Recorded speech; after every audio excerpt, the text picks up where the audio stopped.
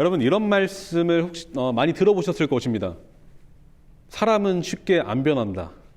들어보신 적 있으세요? 사람은 쉽게 안 변한다. 네, 사람은 쉽게 안 변합니다. 네. 생활 습관, 식습관, 음식 습관, 가치관, 세계관, 종교관. 우리의 신념, 특별히 신념은 바뀌지가 않습니다. 바뀔 수 없는 것 중에 가장 핵심은 신념입니다. 특히 고집이 세고 자기 주관이 강하며 자기가 믿는 바에 대한 확고한 그런 확신을 갖고 있는 사람일수록 더 그러합니다. 그런데 로마서를 쓴 바울이 그러했습니다. 가장 고집이 세고 자기 주관이 강한 사람이 누구냐고 했을 때, 그 롤모델이 누구냐고 했을 땐 바울을 꼽을 수가 있습니다. 바울만큼 자기 주관이 강한 사람도 없었습니다. 자기 신념이 강한 사람도 없었습니다. 그는 열정의 화신이었습니다. 그래서 율법의 행위로는 누구도 따라올 자가 없노라라고 자부하면서 율법의 행위로 하나님 앞에 당당하게 설 수 있는 자가 바로 자신이라고 굳게 믿었습니다. 그러한 바울에게 그리스도 예수는 대적이었습니다. 원수였다는 것입니다. 여러분, 바울에게 복음은 파멸되어야 하는, 파괴되어야만 하는 거짓교리였습니다. 그래서 그가 그리스도인들을 옥에 잡아 넣기 위해서 혈안이 되어 있었던 것입니다. 여러분, 사람은 쉽게 변하지 않습니다. 하지만 바울을 통해서 사람은 변할 수 있다는 것을 우리는 알 수 있습니다. 가장 바뀌기 어려울 것만 같던 바울이 완전히 다른 사람이 되어버렸습니다. 여러분, 복음을 전복시키려고 했던 자가 십자가 복음을 위해서 목숨을 거는 사람이 되었습니다.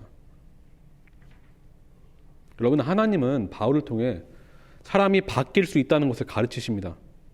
그 어떤 고집불통의 사람도, 주관이 센 사람도, 더럽고 추악한 죄인도, 어떠한 그 내면에 부패한 그 악한 본성을 갖고 있는 죄인도 하나님은 바꾸실 수 있습니다.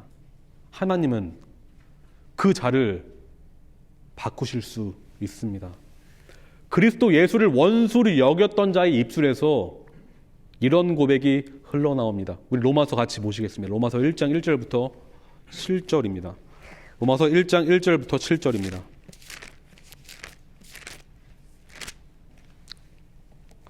같이 읽겠습니다. 로마서 1장 1절부터 7절. 예수 그리스도의 종 바울은 사도로 부르심을 받아 하나님의 복음을 위하여 택정함을 입었으니 이 복음은 하나님이 선지자들을 통하여 그의 아들에 관하여 성경에 미리 약속하신 것이라.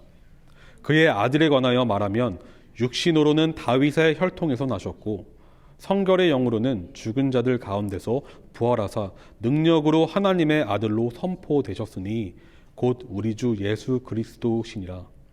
그로 말미암아 우리가 은혜와 사도의 직분을 받아 그의 이름을 위하여 모든 이방인 중에서 믿어 순종하게 하나니 너희도 그들 중에서 예수 그리스도의 것으로 부르심을 받은 자니라. 로마에서 하나님의 사랑하심을 받고 성도로 부르심을 받은 모든 자에게 하나님 우리 아버지와 주 예수 그리스도로부터 은혜와 평강이 있기를 원하노라. 여러분, 바울은 조금 다른 사람이 된 것이 아닙니다. 약간 바뀐 것이 아닙니다. 그는 완전히 새로운 사람이 되어버렸습니다. 그 말은 그의 중심이 달라졌다는 것입니다. 그의 내면이 달라졌다는 것입니다. 그의 마음이 달라졌다는 것이고 그의 신념이 달라졌다는 것입니다. 여러분, 이것은 기적입니다. 인생들이 스스로 얻어낼 수 없는 기적입니다. 이것은 오직 하늘의 주권자만이 하실 수 있는 초자연적인 기적입니다. 여러분, 우리 내면의 변화야말로 초자연적인 역사입니다. 이것이 기적이라는 것입니다. 진짜 기적은 인간의 마음의 변화입니다. 예수 그리스도의 종 바울이라고 그는 이렇게 자신을 소개합니다. 여러분, 여기서 말하는 종이라는 단어는 헬라어 둘로스라는 단어인데요. 이 둘로스의 정확한 번역은 종이 아니라 노예입니다. 노예예요. 여러분, 우리 본능적으로 노예라는 단어를 싫어합니다. 혐오스럽게 생각해요. 왜입니까? 우리의 선입견 안에는 노예는 가혹한 대우, 부당한 대우, 강압적인 복종, 비인격적인 폭력으로 말미암아 삶을, 억압된 그 삶을 처절하게 살아가는 존재로 우린 노예를 그렇게 정의합니다. 여러분, 미국만 하더라도 160년 전에 노예제도가 폐지되기 전까지만 하더라도 남부지역, 특별히 남부지역의 노예들은 농장에서 일을 하면서 그 주인의 가혹하고 무자비한 그 대우를 받는 경우가 참 많았습니다. 제가 어떠한 영화를 본 적이 있는데요. 물론 픽션의 요소가 들어있지만 사실을 근거해서 만들어진 영화인 12 Years a Slave라는 영화가 있는데요. 이 영화는 미국 남부 지역에 그 강제적으로 이렇게 팔려온 착취된 그 노예들의 삶을 그린 영화인데요. 제가 보면서 너무 끔찍하다라는 그런 생각을 하게 됐었습니다. 주인 자기 마음대로, 자기 마음에 들지 않으면 가차없이 매를 때리고 심지어는 성착취까지 하는 그런 모습을 보면서 정말 인간이 악하구나라는 것을 제가 느꼈는데요. 여러분, 바울이 서신을 보냈던 로마에도 노예제도가 당시 있었습니다. 여러분, 전쟁, 포로나 약탈, 무역을 통해서 팔려온 노예들은 주인의 소유물이었어요. 소유물이었습니다. 주인의 재산이었다는 것입니다. 인간 권리가 박탈당했다는 것입니다. 여러분, 악한 주인에게 속한 노예일수록 그 정도는 심했겠죠. 생명의 권리마저도 박탈되는 경우가 있었습니다. 그러한 시대적 배경 속에서 바울이 지금 자신을 뭐라고 말하고 있습니까? 그리스도의 노예라고 말하고 있어요. 이것이 로마 사람들에게 어떻게 느껴졌을까요? 인간의 존엄성, 인간의 권리를 절대 가치로 여기는 그들에게, 물론 모순적으로 노예 제도가 있었지만 그 로마 시민을 갖고 있던 그들에게, 그 시민권에 있어서 굉장히 자부심을 갖고 있었던 그들에게 노예라는 단어, 그 혐오스러운 단어인 그 노예, 바울은 가감없이 그들에게 자신을 그리스도의 노예라고 말합니다. 더욱이 로마에서 가장 저급하고 악랄한 죄인에게 행해졌던 십자가 형벌로 말미암아 죽임을 당한 예수라는 인물을 자신의 주인이라고 소개한다는 것입니다.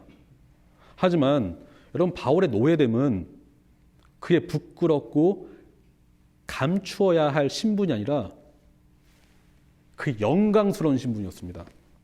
영광스러운 정체성이었습니다. 그의 주인은 세상 어느 주인과도 비교될 수 없는 영광스러운 주인이셨기 때문입니다.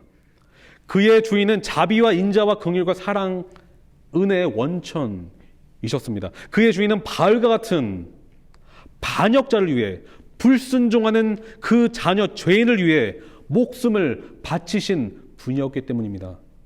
바울은 그러한 예수께 자신의 삶을 헌신하기로 다짐했습니다. 그는 또한 자신을 사도라고 지칭합니다. 사도라고 말합니다. 사도로 부르심을 받아라고 그는 로마서 1장 1절에 그렇게 말하는데요. 그냥 사도가 아니라 부름받은 사도라고 말하고 있습니다. 여호와의 종이라고 구약 성경을 보시면 여호와의 종이라고 불렸던 사람들이 많이 나오는데요.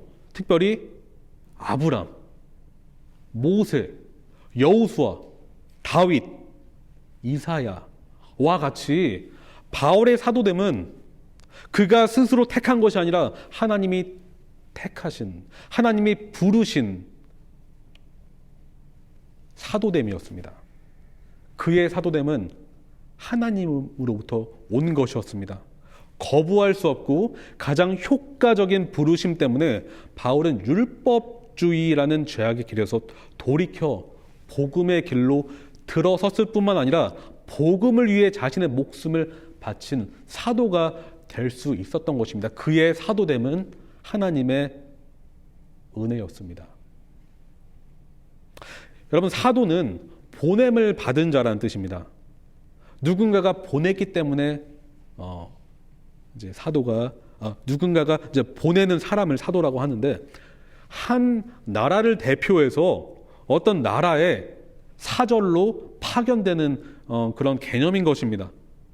그러니까 사도는요, 하늘 왕국의 주인을 대신해서 그분의 뜻을 세상에 알리기 위해서 파견된 메신저입니다.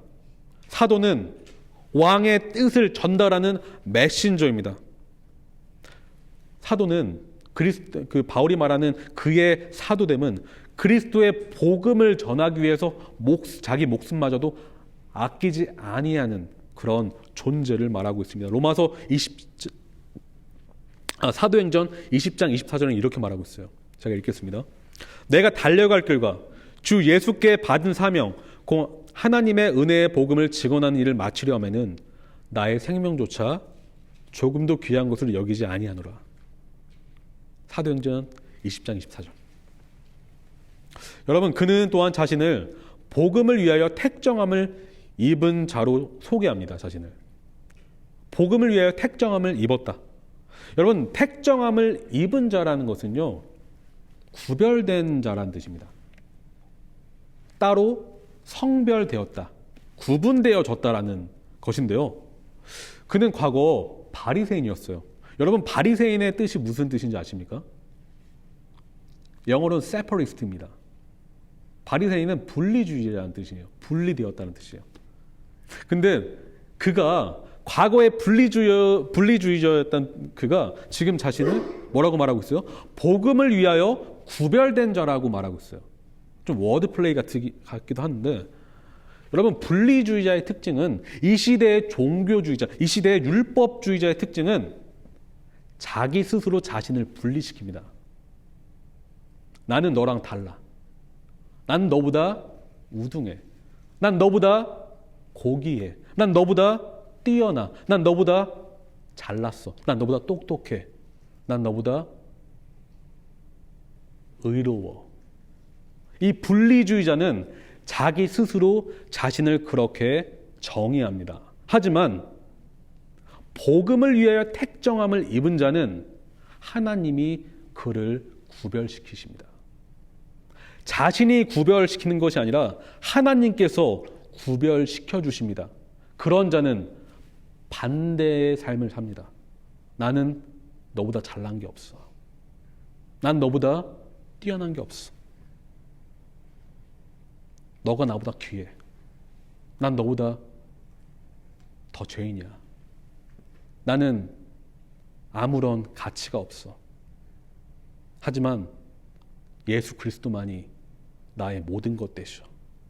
그런 고백을 하는 자가 복음을 위하여 택정함을 입은 자라는 것입니다. 이것은 사도 바울에게만 적용되는 것이 아니라 여러분 모두에게 적용되는 것입니다. 이것이 그리스도인의 정체성입니다. 이것이 기독교의 본질입니다. 여러분, 복음의 사람은 하나님께서 그를 구별시키시고 그를 구분시키셔서 그분의 영광을 나타내십니다. 교만한 사람에게서는 하나님의 영광이 가려지지만 겸손한 사람에게서는 하나님의 영광이 드러납니다. 이것이 진정한 사도됨의 정체성이라는 것이죠. 여러분, 바울됨을 한번 보십시오. 어떻습니까? 그의 존재됨, 그의 정체성, 그의 새로운 신분, 그의 새로운 사명, 그의 새로운 삶은 이제 율법주의가 아니라 복음만으로, 복음에 의한 그의 정체성으로 규정이 됩니다. 복음으로 그가 정의가 된다라는 것입니다. 그는 복음 때문에 과거의 삶에서 죽고 복음으로 말미암아 새롭게 부활했습니다. 새로운 존재가 되어버렸습니다. 여러분, 반역자 바울을 충성스러운 종으로 바꾼 복음은 여러분 도대체 무엇입니까? 복음이 무엇이길래 그를 이렇게 새로운 사람이 되게 했습니까? 우리는 오늘 설교를 통해서 복음이 무엇인지 같이 한번 살펴봅시다. 같이 한번 살펴보기 원하는데요. 5가지 그런 메시지입니다. 특징인데요. 첫 번째는 구약 성경에 미리 약속된 말씀이 복음입니다. 첫 번째, 구약 성경에 미리 약속된 말씀입니다. 2절 한번 보실까요? 2절 한번 보시면 이렇게 말씀하고 있습니다. 이 복음은 하나님이 선지자들을 통하여 그의 아들에 관하여 성경에 미리 약속하신 것이라. 이것이 복음이에요. 바울은 지금 무슨 말을 하고 있는 것입니까? 복음은 갑자기 나타난 그런 어떠한 메시지가 아니라는 것입니다. 그가 창조해낸 그의 사상이 아니라는 것입니다. 이 복음은 미리 구약 성경에 예언되었고 예비되었으며 약속된 그런 말씀입니다. 구약 성경은 복음으로 가득 차 있어요. 즉 구약은 그리스도 예수로 가득 차 있습니다. 그리스도 예수에 대해서 말하고 있습니다. 창세기 3장 15절에 약속된 여자의 후손이 그러합니다. 시편 2편 7절에 너는 내 아들이라 아버지의 음성이 그러합니다. 사무엘하 7장의 말씀이 그러하고 이사야 이 선지서에 울려 퍼진 말씀, 특별히 고난받는 종 이사야 53장의 말씀이 그러합니다. 이사야 61장 1절에서 2절에 대한 말씀을 예수님은 인용하시면서 이렇게 말씀하세요. 누가복음 4장 17절입니다. 같이 한번 보실까요? 누가복음 4장 17절. 누가복음 4장 17절입니다.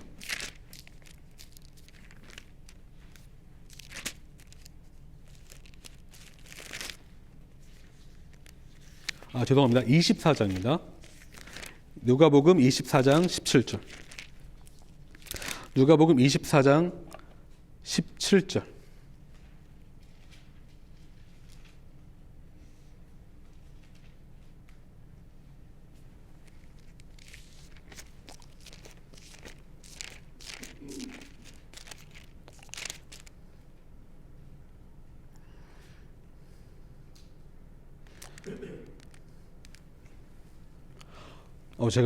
죄송합니다. 정말 죄송합니다. 누가복음 4장 17절에 맞습니다. 네, 누가복음 4장 17절에 맞고요. 네, 누가복음 4장 17절입니다. 누가복음 4장 17절입니다.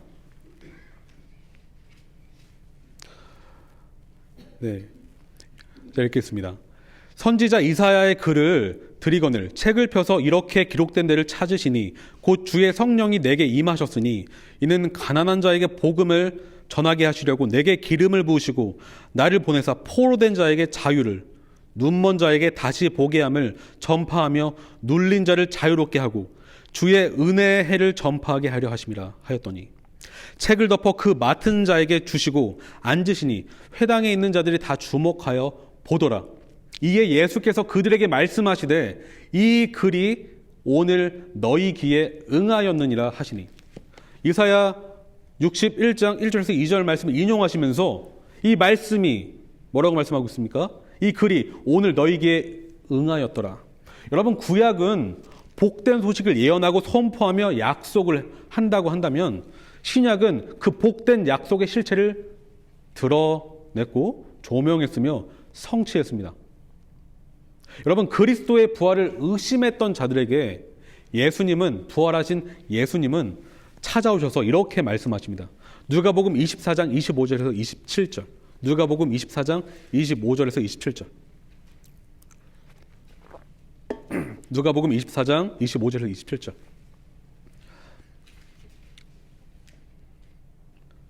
이르시되 미련하고 선지자들이 말한 모든 것을 마음에 더디 믿는 자들이여 그리스도가 이런 고난을 받고 자기의 영광에 들어가야 할 것이 아니냐 하시고 이에 모세와 모든 선지자의 글로 시작하여 모든 성경에 쓴 바 자기의 가난 것을 자세히 설명하시니라.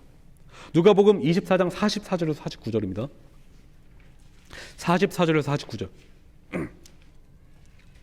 또 이르시되 내가 너희와 함께 있을 때 너희에게 말한 바 곧 모세의 율법과 선지자의 글과 시편에 나를 가리켜 기록된 모든 것이 이루어져야 하리라 한 말이 이것이라 하시고 이에 그들의 마음을 열어 성경을 깨닫게 하시고 또 이르시되 이같이 그리스도가 고난을 받고 제3일에 죽은 자 가운데서 살아날 것과 또 그의 이름으로 죄사함을 받게 하는 회개가 예루살렘에서 시작하여 모든 족속에게 전파될 것이 기록되었으니 너희는 이 모든 일의 증인이라. 볼지어다 내가 내 아버지께서 약속하신 것을 너희에게 보내리니 너희는 위로부터 능력으로 입혀질 때까지 이 성에 머물라 하시니라.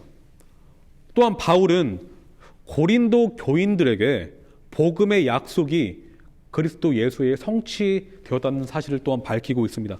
고린도전서 15장 1절에서 4절인데 그냥 제가 읽겠습니다. 고린도전서 15장 1절에서 4절.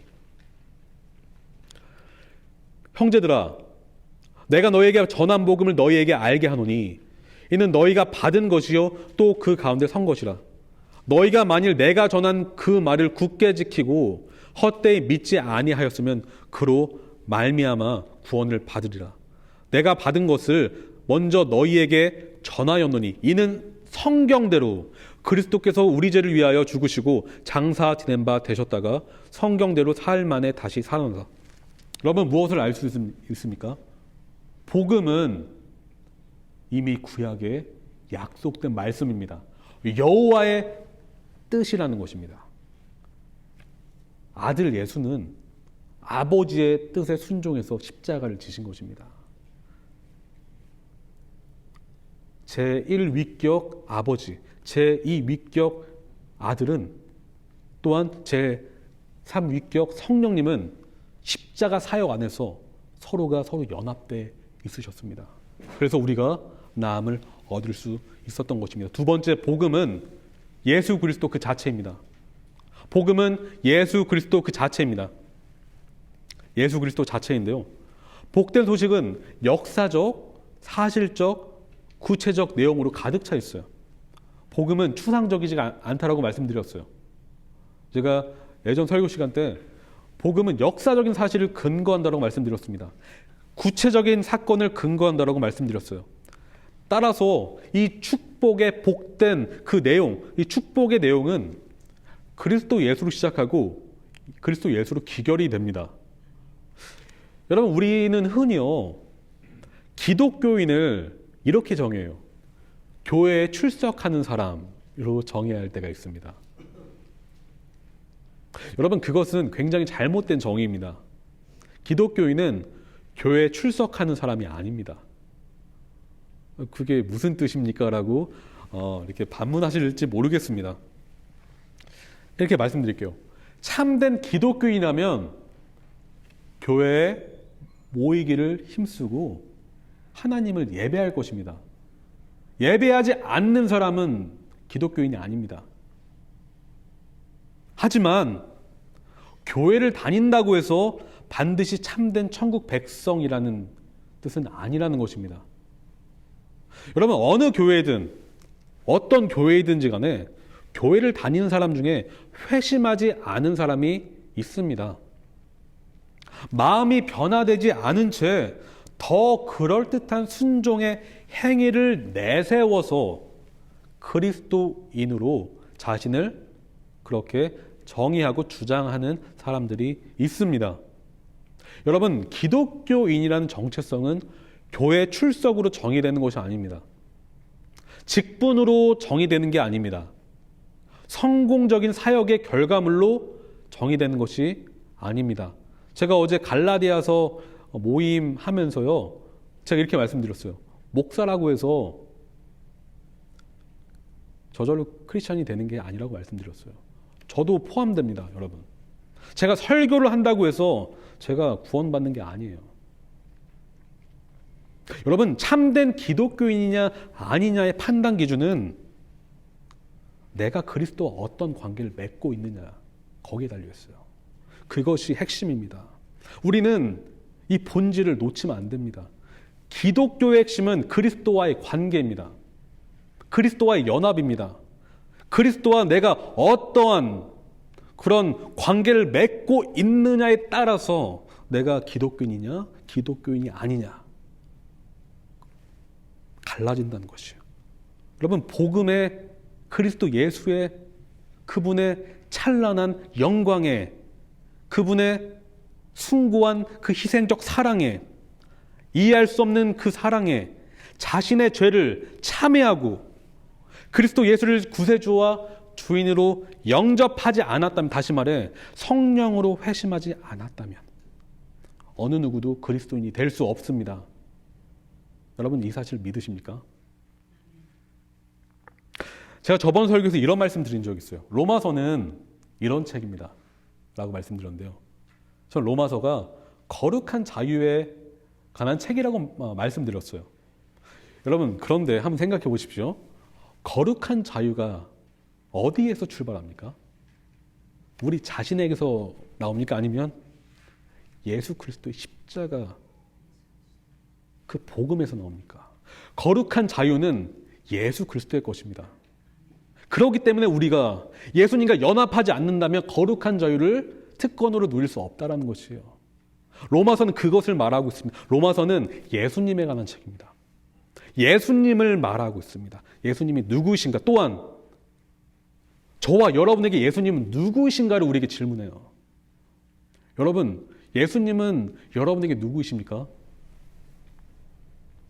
여러분, 예수님은 여러분에게 누구이십니까? 한번 생각해 보십시오. 이 질문은 가장 중요한 질문입니다. 이 질문 앞에 확신이 없으시다면 여러분 구원을 점검해 보십시오. 저는 모릅니다. 하지만 하나님은 아시고 그 안에서 하나님은 여러분에게 깨닫게 해주실 것입니다.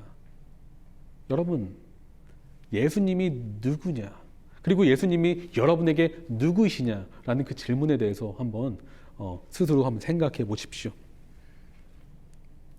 그래서 저와 여러분의 정체성은 예수님을 누구로 생각하는지 뿐만 아니라 예수님을 누구로 생각하는지를 넘어서서 예수님을 영접하느냐 안 하느냐에 따라서 저와 여러분의 정체성이 갈린다는 것입니다. 여러분, 그분은 하나님의 아들이십니다. 로마서는 그것을 말하고 있어요. 창세 전부터 아들이셨고, 성육신 하셨을 때도 아들이셨고, 부활하신 뒤에도 아들이셨어요. 한 번도 아들이 아니셨던 적이 없으십니다. 아들이라는 것은 무엇입니까? 창조된, 태어난 어떠한 새롭게 임명된 그런 신분이 아니라 아들은 하나님, 하나님의 그 본성을 말하고 있는 그런 단어입니다. 아버지와 아들은 동등한, 동일한 본성을 가지고 계신 하나님이십니다. 아들이라는 것은 예수께서 하나님이시라는 뜻입니다. 열등하시다는 말이 아니라 되려 아버지와 동등하시다는 표현입니다. 그런 예수께서 육신으로는 다윗의 혈통으로 나셨다라고 말하고 있어요. 여러분, 이 표현은 굉장한 의미를 갖고 있습니다. 우리가 쉽게 지나칠 수 있지만, 물론 우리가 저 룻기 마지막 그 족보를 통해서 다윗의 계보를 통해서 나신 예수님에 대해서 제가 다뤘습니다. 저는 오늘 성육신에 대해서 조금 더 집중해서 다루려고 하는데요. 여러분은 성육신의 교리를 어떻게 이해하고 계십니까? 예수께서 육신의 몸을 입고 이 땅에 오셨다. 이것이 성육신의 교리죠. 여러분은 예수께서, 하나님이신 아들 예수께서 인간이 되셨다라는 것을 어떻게 받아들이시고 이해하고 계십니까? 하나님이 인간이 되셨어요. 이것은 우리의 어떤 논리로는 좀 이해하기 어려운 영역입니다. 왜입니까? 완전한 영광을 소유하신 분께서 가장 낮은 자리로 오셨다는 것이에요. 저 끝에 계신, 저 위에 계신 분이 가장 낮은 땅으로 오셨다는 것입니다. 이 간극이 느껴지십니까? 여러분, 모든 양식의 주인께서 우리의 인생과 같이 배고픔과 결핍을 체험하시기로 선택하셨다는 것이요. 마가복음 11장 12절, 이튿날 그들이 베다니에서 왔을 때 예수께서 시장하신지라. 여러분, 진리이신 예수께서 우리 인생과 같이 배움의 길을 선택하셨다는 것입니다. 누가복음 2장 52절, 예수는 지혜와 키가 자라나며 하나님과 사람에게 더욱 사랑스러워 가시더라. 부유하신 예수께서 우리 인생을 대신해서 가난을 선택하셨다는 것입니다. 고린도서 8장 9절, 우리 주 예수 그리스도의 은혜를 너희가 알거니와 부유하신 이로써 너희를 위하여 가난하게 되심은 그의 가난함으로 말미암아 너희를 부유하게 하려 하심이라. 여러분, 본래 가진 게 많은 사람일수록 포기를 더 두려워합니다. 저는 가진 게 별로 없어서 재산적으로 말합니다. 네. 뭐 조금 잃어도 표가 안 나요. 하지만 여러분, 몇 조 원을 가진 부자가 있다라고 한번 생각해 보세요. 그가 전 재산을 내놓으라 했을 때는 어떨까요? 주저하는 게 당연하죠. 네. 내려놓음을 주저하는 게 당연합니다. 여러분, 대표적인 예가 부자 청년입니다. 부자 청년. 마태복음 19장 16절에서 이렇게 말하고 있어요. 마태복음 19장 16절. 어떤 사람이 주께 와서 이르되 선생님이여, 내가 무슨 선한 일을 하여야 영생을 얻으리이까? 부자 청년이 예수님께 지금 물어보는 것이요. 랍비여, 선생님이시여, 제가 무엇을 해야, 무슨 선한 일을 해야 영생을 얻을 수 있습니까? 그는 이미 어떤 율법의 개념을 가지고 지금 접근하는 것입니다. 그래서 율법의 계명을 다 지키라고 말씀하신 예수께 청년은 이렇게 대답합니다. 마태복음 19장 21절 20절. 그 청년이 이르되 이 모든 것을 내가 지키었사온데 아직도 무엇이 부족하나이까? 저 다 했습니다. 뭐가 부족해요? 바라는 거예요. 예수님이 말씀하십니다. 예수께서 이르시되 내가 온전하고자 할진대 가서 내 소유를 팔아 가난한 자들에게 주라. 그리하면 하늘에서 보화가 내게 있으리라.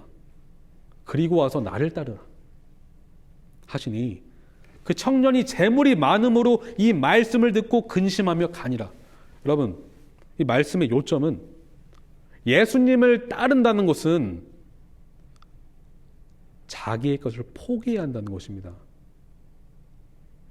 이 핵심은 내가 진짜 사랑하는 것을, 가장 사랑하는 것을 내려놓아야 예수께서 나의 사랑의 전부가 되신다는 것입니다. 예수님이 나의 모든 것 되시기 때문에 그 다른 것들이 가치가 없게 느껴지는 것입니다. 예수님은 나를 따르려거든 그런 것들을 버려라라고 말씀하시는 거예요. 내가 전부가 되어야 한다라고 말씀하시는 것입니다. 영생보다 더 값진 것은 없기 때문입니다. 영생의 주인보다 더 값진 것은 우리에게 없기 때문입니다.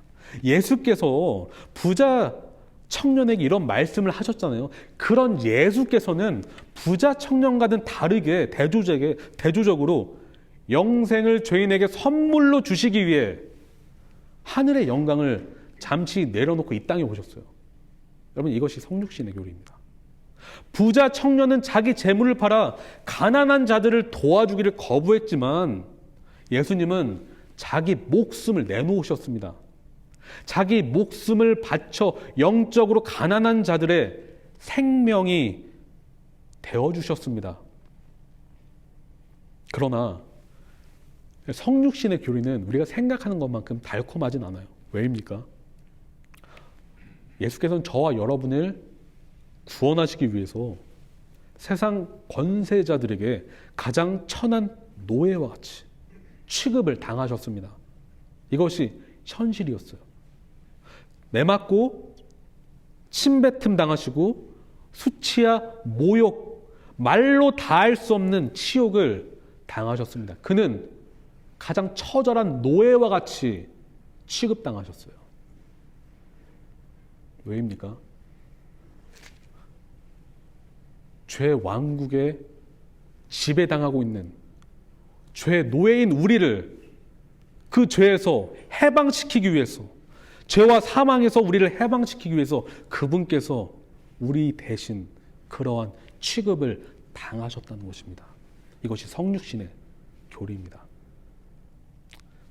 완전한 하나님께서 완전한 인간이 되신 이 성육신의 교리는 이 하나의 부사로 정의가 돼요.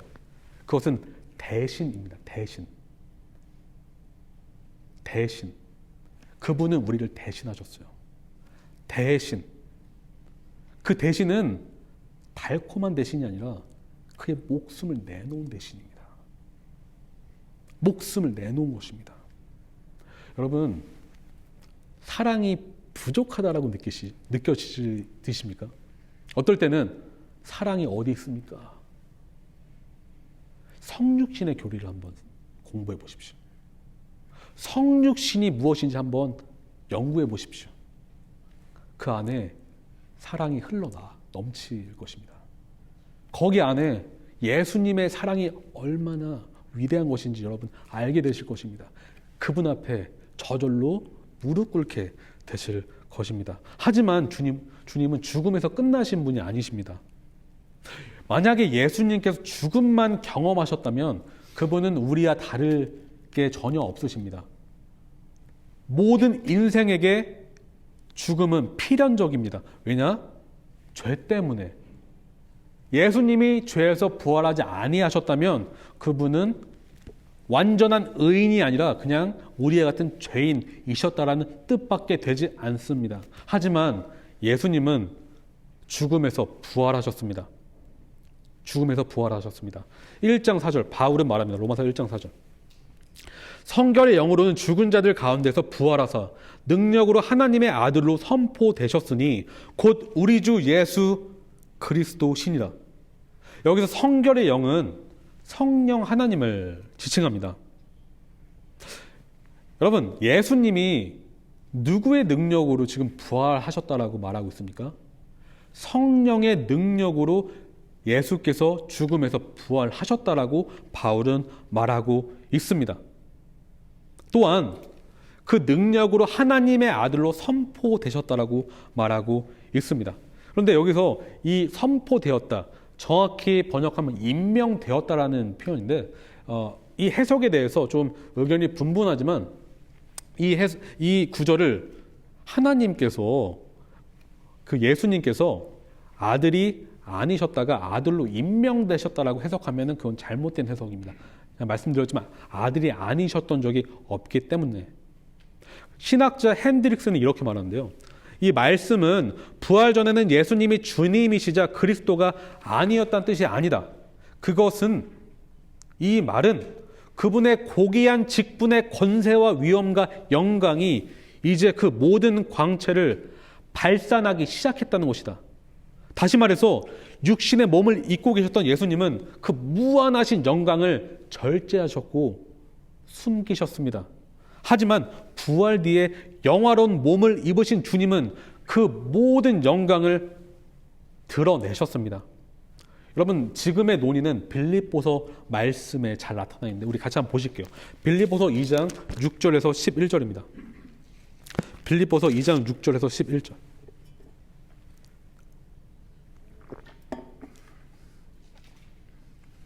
같이 한번 읽어볼까요? 빌립보서 2장 6절에서 11절. 그는 근본 하나님의 본체시나 하나님과 동등됨을 취할 것으로 여기지 아니하시고 오히려 자기를 비워 종의 형체를 가지사 사람들과 같이 되셨고 사람의 모양으로 나타나사 자기를 낮추시고 죽기까지 복종하셨으니 곧 십자가에 죽으심이라. 이러므로 하나님이 그를 지극히 높여 모든 이름 위에 뛰어난 이름을 주사 하늘에 있는 자들과 땅에 있는 자들과 땅 아래에 있는 자들로 모든 무릎을 예수의 이름에 꿇게 하시고 모든 입으로 예수 그리스도를 주라 시인하여 하나님 아버지께 영광을 돌리게 하셨느니라.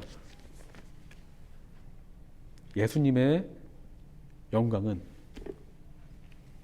부활 뒤에 숨김 없이 모두 드러났습니다.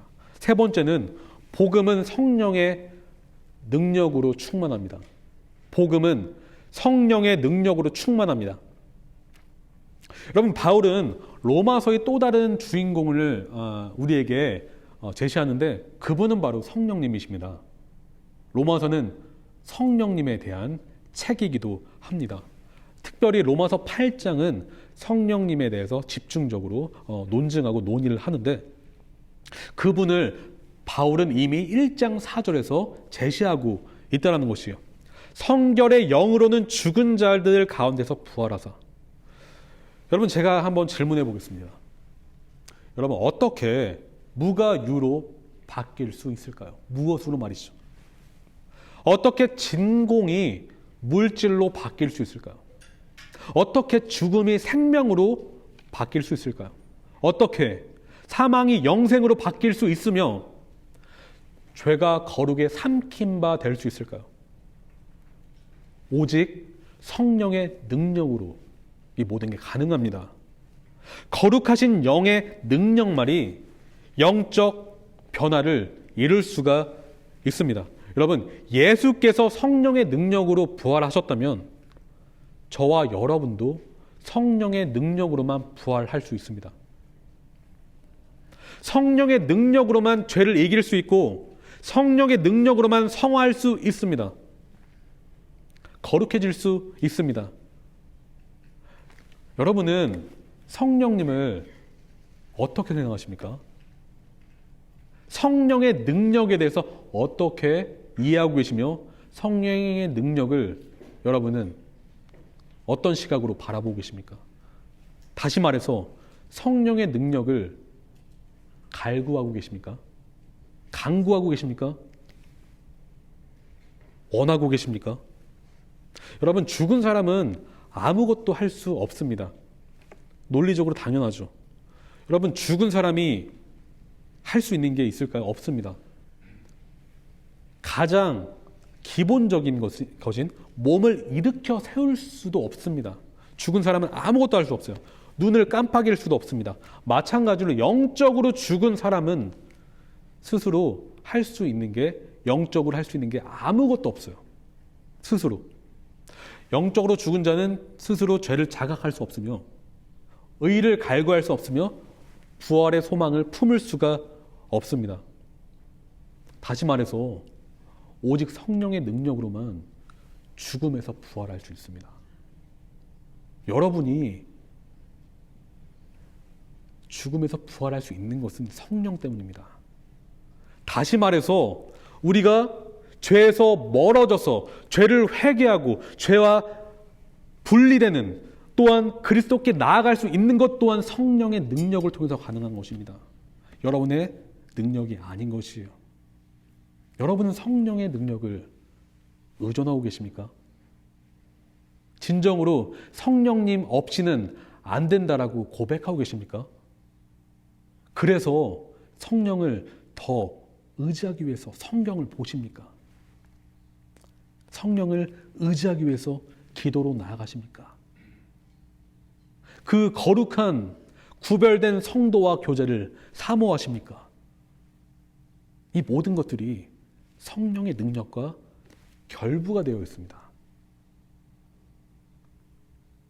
저와 여러분은 성령의 능력이 필요합니다. 여러분, 제가 지금 한 3년 정도 이제 설교를 했어요. 제가 하나님께 배운 게 한 가지 있다면 이것이에요. 성령님의 도움 없이는 난 아무것도 할 수 없다. 진짜로요. 네. 제가 겸손 떨려고 이런 말 하는 게 아니라 그 자각이 저한테 더 깊어져요. 아, 주님, 성령님 도와주세요. 진짜 그 고백을 그러니까 계속 할 수밖에 없습니다. 여러분, 여러분의 여러분됨, 여러분의 그리스도인됨, 여러분의 거룩하게 되는 그 성화의 삶, 성령님의 도우심 없이는 안 된다는 것을 기억하십시오. 네 번째, 복음은 믿음의 순종을 요구합니다. 복음은 믿음의 순종을 요구합니다. 여러분, 믿음이 먼저일까요? 순종이 먼저일까요? 순종이 먼저입니다 라고 하시는 분은 성경을 한번 다시 보셔야 할 것 같아요. 또한 순종이 먼저라고 하신다면 바울이 말하는 그 복음의 본질을 다시 한번 생각해 보셔야 할 것 같아요. 여러분, 순종이 먼저가 아니라 믿음이 먼저입니다. 믿음이 항상 먼저입니다. 로마서는 어떤 성경보다도 믿음을 다각도로 가르치고 강조합니다. 하지만 동시에 로마서는 순종의 가치를 또한 강조해요. 로마서 6장 12절 13절 너희는 죄가 너희 죽을 몸을 지배하지 못하게 하여 몸의 사욕에 순종하지 말고 또한 너희 지체를 불의의 무기로 죄에 내주지 말고 오직 너희 자신을 죽은 자 가운데서 다시 살아난 자 같이 하나님께 드리며 너희 지체를 의의 무기로 하나님께 드리라. 명령하고 있어요. 순종하라라고 명령하고 있습니다. 하지만 바울은 1장 이 첫 머리에서 순종의 비결을 제시하는데 그것은 바로 믿음입니다. 순종은 믿음 없이 불가능합니다. 은혜로운 사도로 부르심을 받은 이유는 그가 은혜의 사도로 부르심을 받은 이유는 모든 이방인들로 하여금 믿어 순종하게 만들기 위해서라고 말하고 있어요. 그의 지금 그가 말하는 순서를 보십시오. 믿어 순종하게 만들기 위해서라고 말하고 있어요. 순종은 믿음에서 출발합니다. 믿음이 순종을 선행합니다. 바울은 믿음 없는 순종은 참된 순종이 아니라고 말하는 듯 보입니다. 다시 말씀드리자면 순종의 첫 단계는 믿음입니다. 행함 없는 믿음은 죽은 것이지만 여러분 믿음 없이도 행위를 얼마든지 할 수 있습니다. 대표적인 예는 바리새인의 율법주의적인 그런 형식주의적인 행태였어요. 바로 종교주의가 그렇다는 것이에요. 믿음 없이도 얼마든지 순종의 그 모양을 낼 수 있습니다. 하지만 참된 순종은 항상 마음에서 출발한다는 것을 기억하십시오. 진짜 순종은 예수님을 믿는 참된 그 믿음, 그분을 향한 사랑, 그분을 향한 진심에서 출발합니다. 여러분, 순종의 자녀가 되길 원하십니까? 먼저 예수님을 믿으십시오. 예수님을 믿으십시오. 예수님께 나아가십시오. 그 믿음의 기초석 위에 여러분의 견고한 순종의 건물을 세워나가십시오. 그러지 않으면 무너질 것입니다. 믿음이 기초석이 아니면 여러분의 순종은 그 건물은 무너질 수밖에 없습니다. 마지막이에요. 복음은 은혜롭습니다. 복음은 은혜롭습니다. 복음은 율법의 행위가 아닙니다. 복음은 십자가 은혜 공로이자 그리스도 십자가 그 자체입니다. 다시 말해서 그리스도 십자가는 은혜로 충만합니다. 우리 인생의 가치가 1도 끼어들 수 없는 것이 복음이에요. 바울이 어떻게 예수님의 종이 되었고 사도가 되었으며 목사가 되었고 전도자가 되었습니까? 그가 어떻게 되었어요? 은혜로 된 것입니다. 예수님을 저주했던 그는 더 예수를 저주하기 위해서 다메섹으로 달려갔습니다. 그가 한 것이라고는 입에 불평 불만을 품으며 저주를 입에 품으면서 그리스도인들을 그리스도교를 없애려고 한 것뿐이 없습니다. 그런데 예수님은 그를 강권적으로 바꿔 놓으셨습니다. 여러분, 어떻게 율법의 행위로 말미암아 자신감에 도취되어 있던 그가 자신을 죄인 중에 괴수라고 고백할 수가 있습니까? 어떻게 이 극단에서 반대편으로 나아갈 수 있습니까? 오직 은혜 때문입니다. 단 하나의 해답이 존재한다면 그것은 바로 신비로운 주님의 주권적 은혜 때문입니다. 저와 여러분 또한 은혜로 구원받은 것입니다. 은혜로 구원받은 것입니다.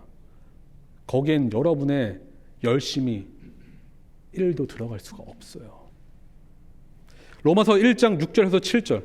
너희도 그들 중에서 예수 그리스도의 것으로 부르심을 받은 자니라. 너희도 그들 중에서 로마 그 백성 이방신을 시저를 신으로 믿는 그들 중에서 예수 그리스도의 것으로 부르심을 받은 자니라. 로마에서 하나님의 사랑하심을 받고 성도로 부르심을 받은 모든 자에게 하나님 우리 아버지와 주 예수 그리스도로부터 은혜와 평강이 있기를 원하노라. 여러분, 바울은 항상 서신의 첫머리에 은혜와 평강이 있기를 간구한다라고 말해요. 평강은 은혜로 출발하는 것입니다. 여러분, 우리는 반역자였습니다. 죄를 사랑하던 자였습니다. 어떻게 그런 자가 거룩의 주인이신 여호와와 화평을 이룰 수 있습니까? 은혜 때문입니다. 오직 은혜 때문입니다. 우리가 은혜 때문에 화평을 이룰 수 있는 것입니다. 그래서 자랑할 수 없다는 것입니다. 기독교는 우리의 자랑을 멈추고 그리스도 예수께 모든 자랑을 다 돌려드립니다. 여러분, 바울은 로마 교인들에게 이 사실을 재확인시켜줘요. 로마 황제를 신으로 섬기던 그들이었지만 이제 예수 그리스도의 것으로, 예수 그리스도의 것으로 그분을 주인으로 부르심을 받았다. 그분을 주인으로 모시는 종이 되었다. 그런 부르심을 받았다. 그것은 은혜로 말미암는 것이다. 우리도 똑같습니다. 저와 여러분도 똑같다는 것입니다. 갈라디아서 1장 6절이 증언하는 것처럼 그리스도의 은혜로 부르시니 곧 하나님의 거부할 수 없고 실패가 없으며 유효한 은혜의 부르심 때문에 저와 여러분은 절망에서 희망으로, 슬픔에서 기쁨으로, 죽음에서 생명으로, 거룩으로, 영생으로 나아갈 수 있는 것입니다. 말씀을 정리하겠습니다. 5가지였어요. 복음은 구약에 미리 예언된 약속이었고요. 두 번째 복음은 그리스도 예수 그 자체였고요. 세 번째 복음은 성령의 능력으로 충만하고요. 네 번째 복음은 믿음의 순종을 요구하고요. 5번째 복음은 은혜입니다. 복음은 은혜입니다. 제가 이 질문을 드리고 마치겠습니다. 여러분, 이 구약이 약속한 복음으로 회심하셨습니까? 그리스도 예수의 복음으로 새로운 피조물이 되셨습니까? 그리스도 예수를 죽음에서 부활시킨 성령의 능력의 복음으로 죽음에서, 죄와 사망에서 건진 바 되셔서 영생의 나라로 진정한 부활의 감격을 누리며 살고 계십니까? 이 믿음의 복음으로 순종의 길을 걷고 계십니까? 은혜의 복음으로 성도에 합당한 삶을 기쁨으로 살고 계십니까? 여러분, 우리의 모든 해답은 항상 복음에 있다는 것을 기억하십시오. 복음이 우리의 모든 것입니다. 저와 여러분이 이 복음의 영광스러운 복음으로 말미암아 그리스도 예수를 더욱더 높여드리는 그런 하루하루를 살아가는 저와 여러분이 되시길 소망합니다. 기도하시겠습니다. 주님, 오늘 로마서 1장 1절부터 7절까지 말씀을 같이 나눴습니다. 바울의 변화를 살펴봤고 또 바울이 전한 그 복음의 갖가지 특징들을 살펴봤습니다. 주님, 저희가 고백하는 것은 이 모든 것이 주님의 은혜입니다. 주님, 저희를 변화시켜 주신 주님 찬양합니다. 앞으로도 저희를 성화의 길로 이끄실 주님을 찬양합니다. 주님, 혹시 이 자리에 그리스도 예수를 구세주와 주로 영접하지 않은 그런 사람이 계십니까? 성령님, 그의 마음에 찾아와 주시옵소서. 그래서 죄를 깨닫고 회개하고 예수께 마음을 돌리게 하여 주시옵소서. 주님, 우리의 성도, 그리스 성경교회 성도 한 분 한 분 중에 자신의 정체성에 혼란이 있는 분이 계십니까? 주님 은혜를 주셔서 믿음을 견고하게 하여 주시옵소서. 우리 모두가 주 예수를 바라며 복음 안에서 기쁨과 거룩과 사랑이 넘치는 삶을 살게 도와주시옵소서. 예수님의 이름으로 기도합니다. 아멘.